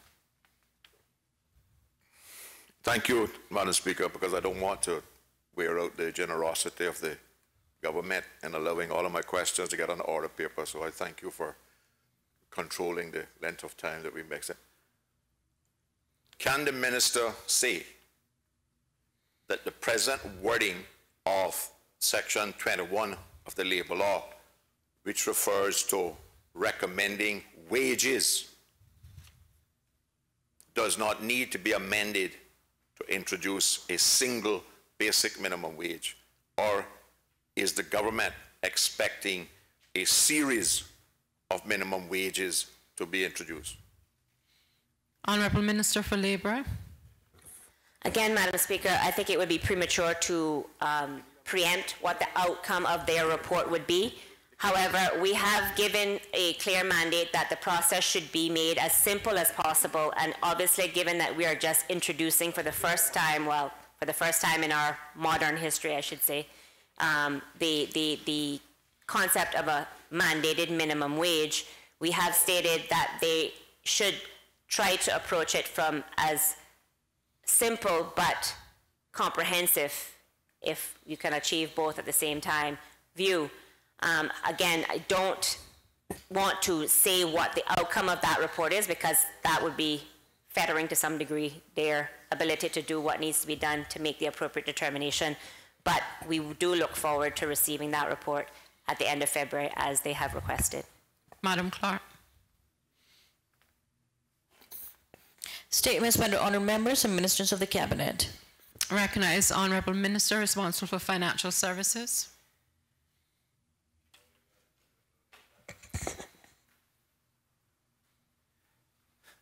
Thank you, Madam Speaker. Madam Speaker, and honourable members of this Legislative Assembly, I rise to provide an update regarding recent and important correspondence from Her Majesty's Treasury regarding the inclusion of the Cayman Islands on the Financial Conduct Authority's high-risk country list.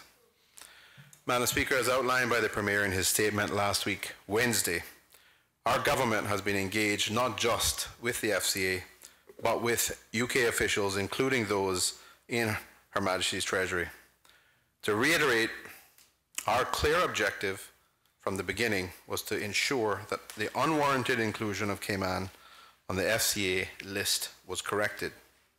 As the public is aware, as a result of this engagement, FCA officials removed the list from their website and committed to a full review of their methodology. Madam Speaker, further to these significant steps, I was heartened to receive a letter last week, Friday, from Ms. Andrea Letsom, MP, Economic Secretary to the Treasury, and the Minister with responsibility for the Financial Conduct Authority.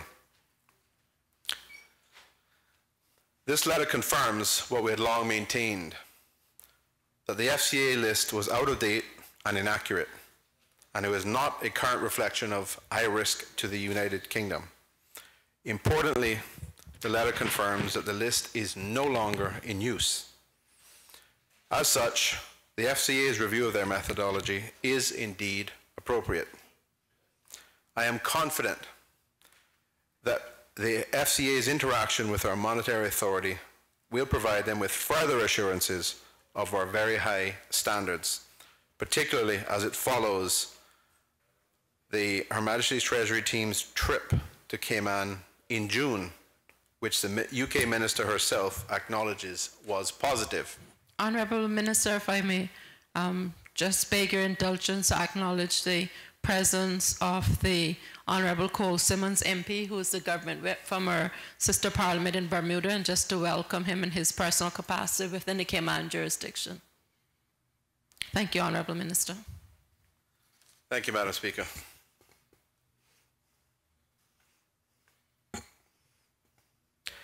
I was saying, Madam Speaker, importantly, the letter confirms that the list is no longer in use. As such, the Financial Conduct Authority's review of their methodology is indeed appropriate. And I'm confident that the FCA's interaction with our monetary authority will provide them with further assurances of our very high standards, particularly as it follows the Her Majesty Treasury team's trip to Cayman in June, which the UK Minister herself acknowledges was positive. Madam Speaker, we are continuing the dialogue with the Financial Conduct Authority on a regulator-to-regulator basis or level, because we must ensure that our system is understood. We must provide information and allow room for discussion based on the merits of what we've presented. Frankly, we realize the FCA's list could have become a significant incident with a potential loss of business and damage to our reputation. Through the series of diplomatic exchanges between government, the FCA, and other UK officials, it instead has been given proper perspective as a misunderstanding that has been resolved, for which I believe all parties are grateful. Nevertheless, it underscores that as a key jurisdiction globally in the provision of financial services, Cayman must guard its reputation carefully and diligently. Our financial services industry readily understands this fact, and somewhat surprisingly, so does our public. Madam Speaker, based on feedback via radio shows, comments, and face-to-face conversations, there is a broader understanding among Cayman's general public than one may have thought regarding the importance of our financial services industry's reputation upon our country's economic stability and our standard of life. Bolstered by this support and the FCA outcomes, government is even more assured that our approach of increased international engagement, in particular over the last year, is the correct strategy for the challenges and opportunities found in today's financial services environment. In particular, we will continue to build upon our strong relationships with key stakeholders, including supranational bodies such as the Global Forum on Transparency and Exchange of Information for Tax Purposes, and the Financial Action Task Force, and with Her Majesty's government. This is critical as the rapidly evolving standards for financial services require both a sharp focus and an alignment of perspectives on a scale unlike anything that has come before. For this reason, Cayman, along with many other countries and territories, has expressed its support for the Prime Minister's agenda on tax and transparency as an initiative intended to help root out financial crimes globally and to bring justice to the public in both developed and developing countries worldwide who are most affected by those crimes.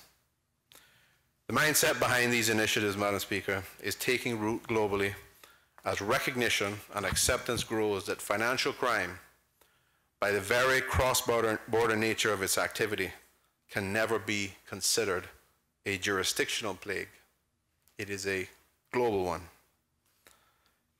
In doing our part, Cayman is well positioned to support these initiatives because we have been at the forefront of actions to combat money laundering and other tax crimes for more than a decade. Our systems, standards, and regulations have been recognized and ranked highly globally. This has not gone unnoticed, and aside from certain international NGOs that are pursuing biased agendas, the technical experts in key international organizations, as well as in Her Majesty's government, including no less than the Prime Minister himself, are aware of what we have accomplished. Madam Speaker, our government is focused on long-term success. As a jurisdiction we cannot lose sight of the bigger picture and the work that lies ahead of us. The FCA list will not, by no means, be the last challenge we face in relation to our financial services industry. We cannot afford to lose focus. My ministry is very much aware of what is and what will be expected of all onshore and offshore jurisdictions when it comes to anti-money laundering standards and the fight against tax evasion. I therefore take this opportunity to inform the members of this Honourable House that the analysis of my ministry's public consultation on beneficial ownership has been completed. And the key step that we're currently working on is an action plan for the next 2 years. I mention this work as it is part of our commitment to the Prime Minister's agenda, as referred to in Ms. Ledsam's letter. But again, it is only one small piece of a much larger picture. The next test of our jurisdiction will come as part of several assessments by international agencies that will occur in the next 2 to 3 years. Madam Speaker, what the FCA incident, as well as the reality of ongoing assessment, proves is that Cayman cannot, it absolutely cannot, lose sight of the bigger picture or take our shoulders off the work that lies ahead of us. In this, a strong partnership with the UK will be mutually beneficial, and as such, I publicly express my thanks to Her Majesty's Treasury for the recognition that is expressed in this letter. In conclusion, Madam Speaker, I am again grateful for the support from elected members, industry, and the people of the Cayman Islands regarding the FCA's list. I might add, Madam Speaker, that I'm grateful for and thankful for the ministry staff, the Honourable Attorney General, the staff of the Cayman Islands Monetary Authority for their effective work and contribution to a successful conclusion of this issue. With your permission, Madam Speaker, I'd like to table the letter from Ms. Andrea Ledsam, MP, the Economic Secretary to the Treasury in this Honourable House. So ordered. Thank you, Madam Speaker. Madam Speaker, for the record, I'd like to read the contents of the letter. Please proceed. Thank you. It is addressed to myself as Minister for Financial Services, dated the 8th of September 2014. Dear Minister, thank you for your letter of the 26th of August regarding the inclusion of the Cayman Islands on the Financial Conduct Authority's high-risk country list. I am replying as Minister responsible for Financial Conduct Authority. I think it appropriate that the Financial Conduct Authority has removed the list from its website. It is out of date and they are no longer using it. I have met with Mr. Martin Wheatley, who assured me that he has instigated an overhaul of the process and methodology for making these kinds of judgments in the Financial Conduct Authority to ensure they are robust. The United Kingdom attaches utmost importance to its relationship with the Cayman Islands, including on an anti-money laundering and counter-terrorist financing. I am aware of the good work that the Cayman Islands are doing in this area, and my officials have already made the FCA aware of the positive findings of their visit in June this year, and of Cayman's continued commitment to the Prime Minister's agenda on company transparency. But if you would like to discuss this further, then I would be happy to arrange a call. I am copying this letter to Martin Wheatley, Chief Executive of the FCA, and James Duddridge, Parliamentary Under-Secretary of State for Foreign and Commonwealth Affairs. Best wishes, Andrea Ledsam. Thank you, Madam Speaker. We'll now take the luncheon break and reconvene at 2:15 p.m.